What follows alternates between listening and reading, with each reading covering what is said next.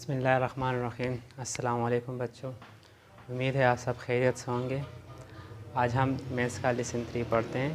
कल हमने सेट के रिप्रेजेंटेशंस के बारे में पढ़ा था कि किस तरह सेट को रिप्रेजेंट करते हैं। उससे पहले सेट की डिफिनीशन सेट के बारे में पढ़ा था, एक सेट क्या है और इसको किस तरह लिखते हैं, इसके एलिमेंट्स सब पढ़ लिए थे। फिर सब सेट की रिप्रेजेंटेशंस के बारे में पढ़ लिया था। सेट को रिप्रेजेंट किस तरह करते हैं, हम सेट को रिप्रेजेंट करने के लिए तीन तरीके हैं।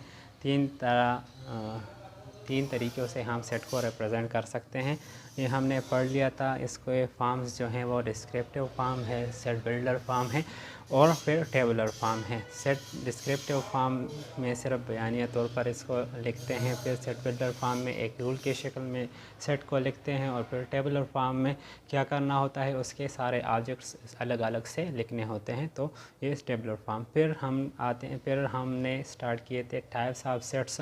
टाइप्स ऑफ सेट में हमने पढ़ लिया था एम्प्टी सेट, फाइनाइट सेट पढ़ लिया था, इनफाइनाइट, डिसजॉइंट सेट्स, फिर डिसजॉइंट सेट्स तक पढ़ लिया था।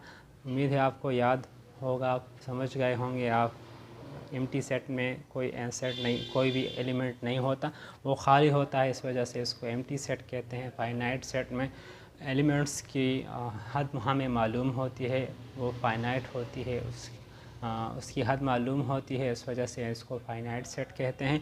फिर इनफिनिट सेट में क्या होता है, इनफिनिट सेट में हमें एलिमेंट्स की तादाद मालूम नहीं होती, वो लामहदूद होता है, वो ख़त्म नहीं होता, इस वजह से इसका एंड हमें मालूम नहीं होता, इस वजह से इसको हम इनफिनिट सेट कहते हैं।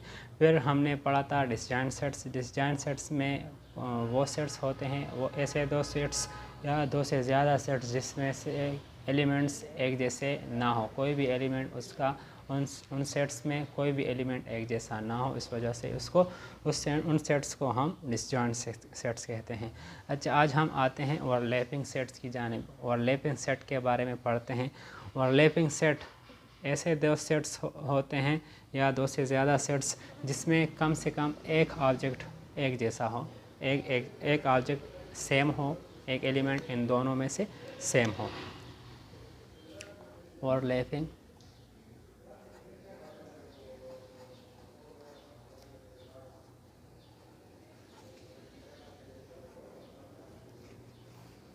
ओवरलैपिंग सेट में क्या है मैंने आपको बता दिया।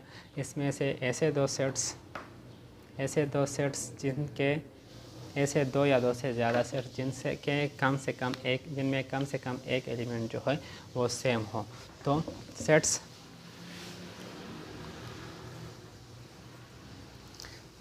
which have at least one common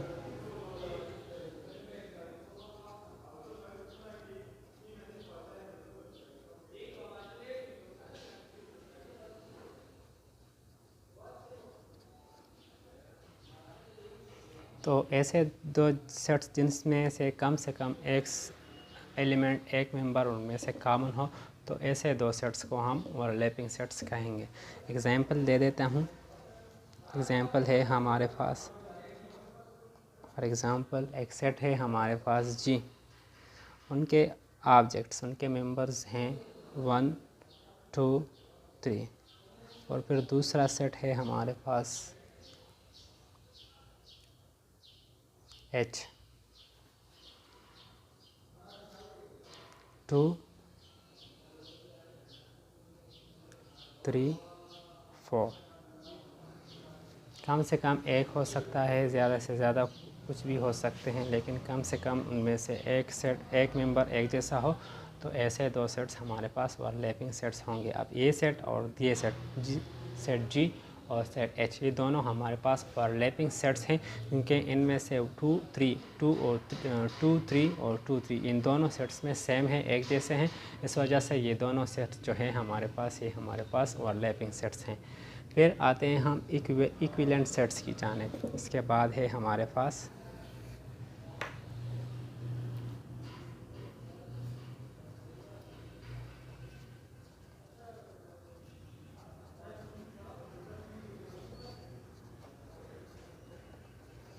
equivalent sets में क्या है, ऐसे दो sets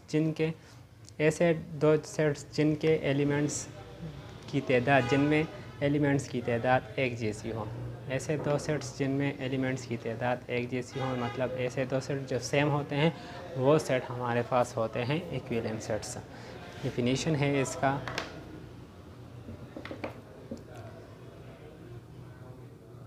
sets which have an equal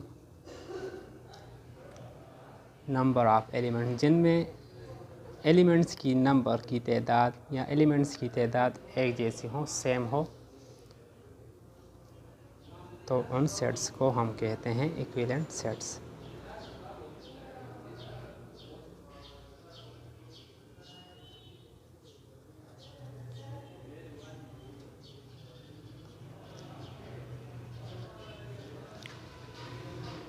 equivalent set के लिए ज़रूरी नहीं है कि उनके मेंबर्स उनके सेट्स के मेंबर्स या एलिमेंट्स जो है वो एग्जैक्ट एक जैसे हों। ये ज़रूरी नहीं है इक्विवेलेंट सेट्स के लिए कि उनके एलिमेंट्स उन सेट्स के एलिमेंट्स एग्जैक्टली सेम हो, वो एक दूसरे से मुख्तलिफ हो सकते हैं।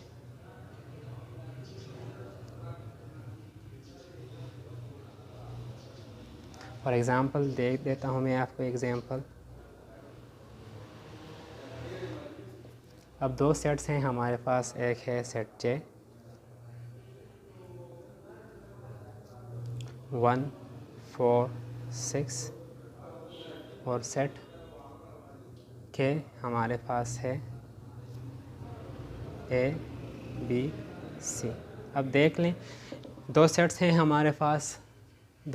हमारे पास, दोनों में तीन एलिमेंट्स हैं। देख ले 1 2 3 1 2 3 1 4 6। एक में से एलिमेंट्स जो है वो 1 4 6 हैं, दूसरे में एलिमेंट्स है A B C। दोनों की तादाद एक जैसी है, 1 2 3 1 2 3 1 2 3। दोनों में 3 एलिमेंट्स हैं, लेकिन देख लें एक में नंबर्स हैं और दूसरे में अल्फ़ाबेट्स हैं। ये एक दूसरे से मुख्तलिफ है, लेकिन इनमें एलिमेंट्स की तादाद एक जैसी है। तो जब एलिमेंट्स की तादाद एक जैसी हो, सेम हो, तो ऐसे दो सेट्स हमारे पास इक्विवेलेंट सेट्स होंगे। अगर ज़रूरी नहीं है कि उनके दोनों के एलिमेंट्स जो हैं वो एग्जैक्टली सेम हो। अगर सेम ना भी हो लेकिन उनकी तादाद एक जैसी हो, तो ऐसे दो सेट्स हमारे पास होंगे इक्विवेलेंट सेट्स। दूसरा एग्जांपल भी दिया गया है बुक में कि सोलर सिस्टम में हमारे पास प्लैनेट्स कितने हैं। तो आप जानते हैं सोलर सिस्टम में हमारे पास जो प्लैनेट्स हैं वो 8 हैं। फिर दूसरा एग्जांपल भी दिया गया है कि नेचुरल नंबर्स लेस देन 9, वो नंबर्स नेचुरल नंबर जो 9 से लेस हैं तो वो भी 1 से स्टार्ट लेते हैं हम, तो 8 तक ख़त्म हो जाएंगे। तो ये दोनों सेट्स एक दूसरे से मुख्तलिफ हैं। मैं लिख लेता हूँ एग्जांपल। एक एग्जांपल है हमारे पास प्लैनेट्स इन सोलर सिस्टम, और दूसरा हमारे पास जो सेट है नेचुरल नंबर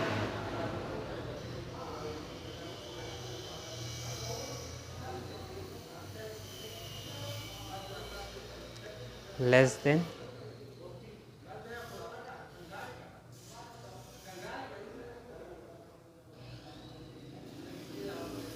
तो देख ले सोलर सिस्टम में जो हमारे पास प्लैनेट्स हैं वो 8 हैं, टोटल उनकी तादाद 8 हैं। अगर हम उनको अलग अलग लिख के और फिर उनको काउंट करें तो इससे हमारे पास 8 बनेगा। और इसी तरह अगर हम नेचुरल नंबर्स जो है हमारे पास 9 से जो कम हैं उनको हम 1 से लेकर 8 तक काउंट करें तो उनसे भी हमारे पास 8 बनता है। तो ये दोनों सेट्स ख्वाह एक दूसरे से मुख्तलिफ हैं, एक में से प्लैनेट्स हैं और दूसरे में नेचुरल नंबर्स हैं। ये एक दूसरे से टोटली मुख्तलिफ है, लेकिन इन दोनों के एलिमेंट्स जो हैं उनकी तादाद सेम है, एक जैसी है। तो इस वजह से ये दोनों सेट्स जो है ये हमारे पास है इक्विवेलेंट सेट्स। तो याद रखें कि ऐसे दो सेट्स जिनके एलिमेंट्स एक जैसे हों, जिनके ऑब्जेक्ट्स एक जैसे हों, मतलब एक जैसे का मतलब उनकी तादाद एक जैसी हो, तो वो सेट्स हमारे पास इक्विवेलेंट सेट्स होंगे। और इसके लिए ज़रूरी नहीं है कि इन दोनों के एलिमेंट्स जो हैं वो एग्जैक्टली सेम हो, सिर्फ उनकी तादाद एक जैसी होनी चाहिए, तो ऐसे सेट हमारे पास इक्विवेलेंट सेट्स होंगे। फिर आते हैं हम इक्वल सेट्स की जानिब। इक्वल सेट्स में क्या है, अब जैसा कि इक्विवेलेंट सेट्स में था कि सेम हो, जिनकी सिर्फ तादाद सेम हो, लेकिन तो वो इक्विवेलेंट सेट्स होंगे। लेकिन इक्वल सेट्स में क्या होता है, इक्वल सेट्स में जब सेम टू सेम एलिमेंट्स हों, एग्जैक्टली सेम एलिमेंट्स हों, तभी वो हमारे पास इक्वल सेट्स होंगे। तो इक्वल सेट्स में क्या है, equal sets which contain the same elements, sets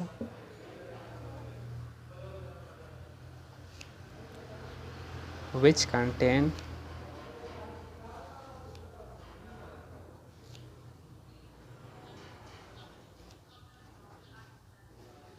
the same element। ऐसे दो सेट या दो से ज़्यादा सेट्स जिनके एलिमेंट्स एग्जैक्ट एक जैसे हों, तो ऐसे सेट्स हमारे पास होंगे इक्वल सेट्स। इक्वल सेट्स का एग्जांपल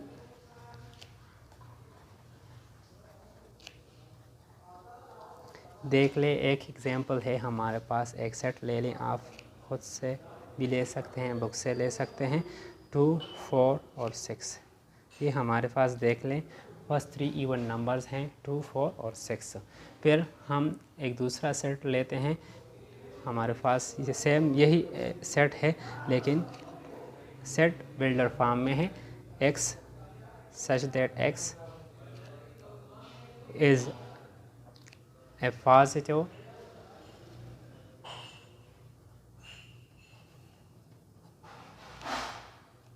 multiple of 2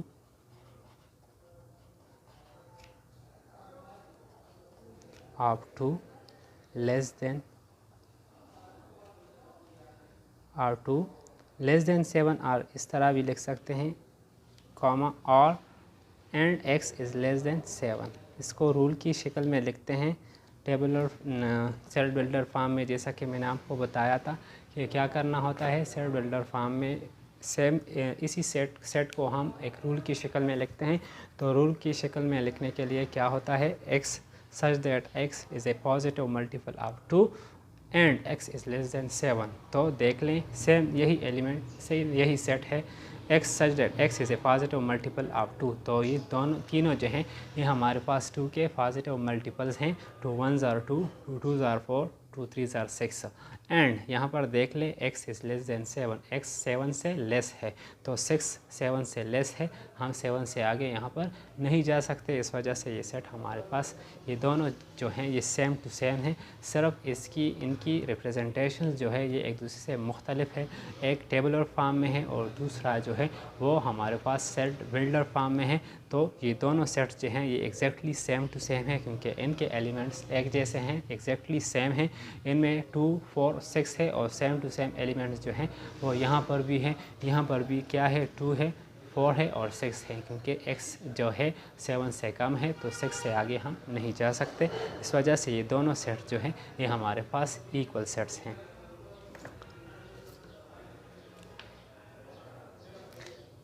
फिर आते हैं हम इसके मुतालिक और भी एग्जांपल्स आप खुद से ले सकते हैं। ऐसा अगर इन्फिनिट सेट भी हम लेना चाहें, मतलब हमारे पास सेट्स हैं, इवन नेचुरल नंबर्स हैं, इवन नेचुरल नंबर है, इवन नेचुरल नंबर्स 2 से स्टार्ट लेते हैं, 2 4 6 8 10 और इससे आगे जितना भी आप जा सकते हैं। ये इवन नंबर्स, ये सारे इवन नंबर्स होते हैं। फिर और अगर हम इसको कंटिन्यूस इन्फिनिट फॉर्म में लेके, मतलब 2 लेके, 4 लेके, 6 लेके और फिर डॉट्स लिख के, तो इससे भी हमारे पास एक इक्वल सेट बनता है। मैं यहाँ पर लिख लेता हूँ, सेट है हमारे पास एक सेट है, इसके एलिमेंट्स हैं हमारे पास 2 4 6 और फिर मैं डॉट्स लिख लेता हूँ और यहाँ पर क्लोज़ कर देता हूँ। तो ये देख रहे हैं आप, ये एक इन्फिनिट सेट है, ये आगे तक जा रहा है, ख़त्म नहीं हो रहा। तो इस वजह से एक हमारे पास एक सेट बन गया। अब इसी सेट को मैं दूसरे फॉर्म में लिखता हूँ, डिस्क्रिप्टिव फॉर्म में लिखता हूँ इसको। तो किस तरह लिखूँ इसको? सेम टू सेम यही सेट है हमारे पास, इसको मैं डिस्क्रिप्टिव फॉर्म में लिख लेता हूँ, पॉजिटिव मल्टीपल्स ऑफ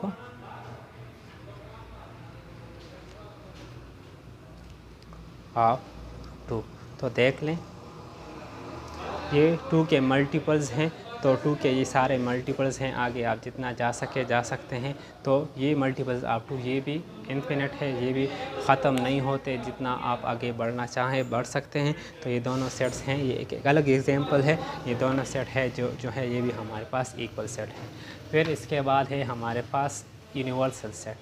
अच्छा, अब एक यूनिवर्सल सेट एक ऐसा सेट होता है, एक बड़ा सा सेट होता है, इसमें मुख्तलिफ़ सेट्स इकट्ठे होते हैं, उसके मुख्तलिफ़ सेट्स के एलिमेंट्स इस सेट में मौजूद होते हैं। उनके सारे जो एलिमेंट्स होते हैं उन सेट्स के, वो एक ही सेट में मौजूद होते हैं, और उस सेट को हम यूनिवर्सल सेट कहते हैं। या फिर से बता देता हूँ, ऐसा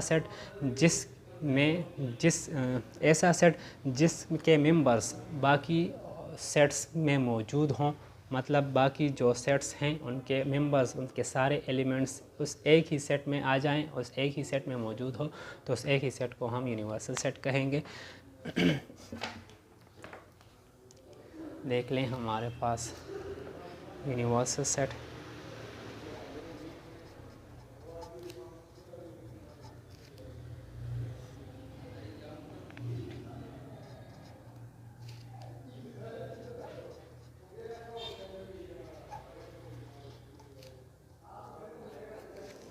Universal set, a set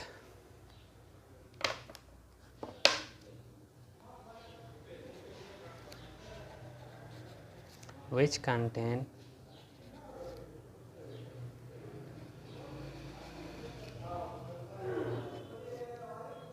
all the sets, जिनमें सारे सेट्स के एलिमेंट्स मौजूद हों। A set which contain all the set under consideration.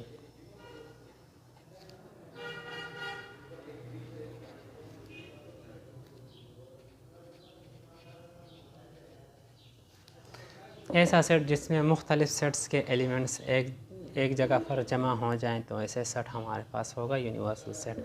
For example हमारे पास, मैं एग्ज़ाम्पल लिख लेता हूँ।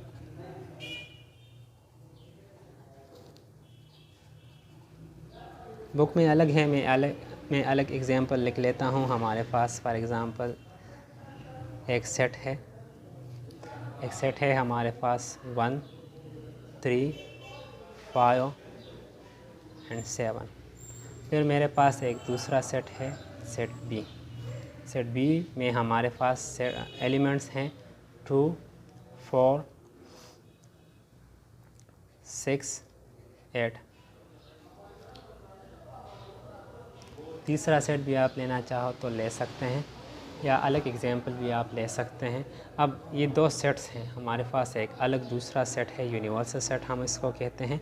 अब इसमें देख लें हमारे पास एलिमेंट्स हैं 1, 2, 3, 4, 5, 6, 7, 8, 9, 10।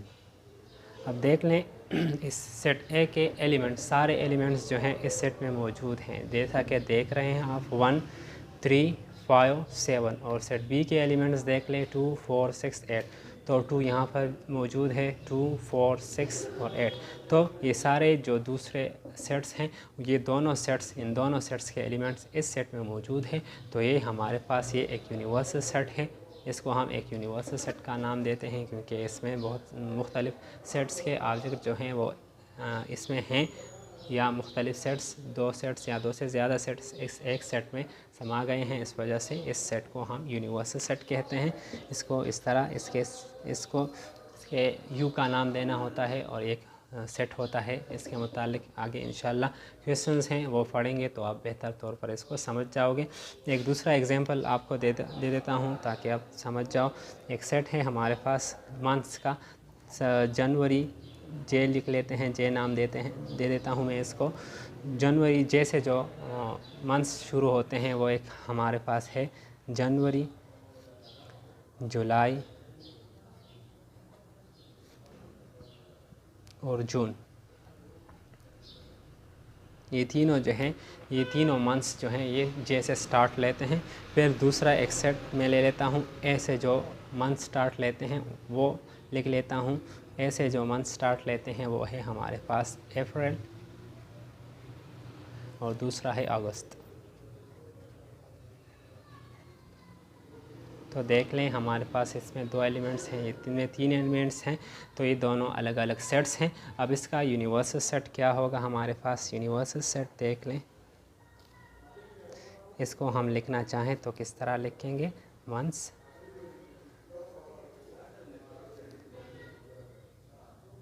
Of the year.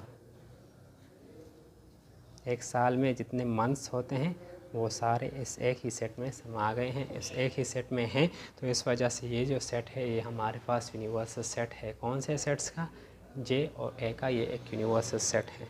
इससे एक अलग एग्जांपल भी ले सकते हैं आप, मुख्तलिफ मंथ्स भी और बाकी जो मंथ्स हैं उसका भी अलग सा सेट अगर आप लिखना चाहें तो लिख सकते हैं, लेकिन उन सब का जो सेट यूनिवर्सल सेट होगा वो ये होगा, मंथ्स ऑफ द ईयर का। तो ये हो गया हमारे पास यूनिवर्सल सेट। अब तो आज के लिए इंशाल्लाह ये काफ़ी है। इंशाल्लाह कल हम सबसेट, सुपर सेट के बारे में पढ़ेंगे। इसके बाद है कार्डिनल नंबर ऑफ सेट और बाकी सिंबल्स हैं। उम्मीद है आपको आज का लेसन समझ आ गया होगा। आपने सेट्स की टाइप्स को जो हमने आज पढ़ी वो समझ ली होंगी। आपने क्या करना है, आपको इसी तरह आपने खुशखत लिखना है अपने नोटबुक्स में। इन डिफिनीशंस को समझ लेना है। अगर कोई क्वेश्चंस हों तो आप ग्रुप में पूछ सकते हैं इसके मुतालिक। कल इंशाल्लाह हम नेक्स्ट लेसन पढ़ेंगे और उस बाकी जो टाइप्स है वो पढ़ेंगे और फिर जो टॉपिक है वो इंशाल्लाह पढ़ेंगे। कल इंशाल्लाह फिर क्लास लेंगे। आप अपना ख्याल रखिएगा। अल्लाह हाफ़िज़।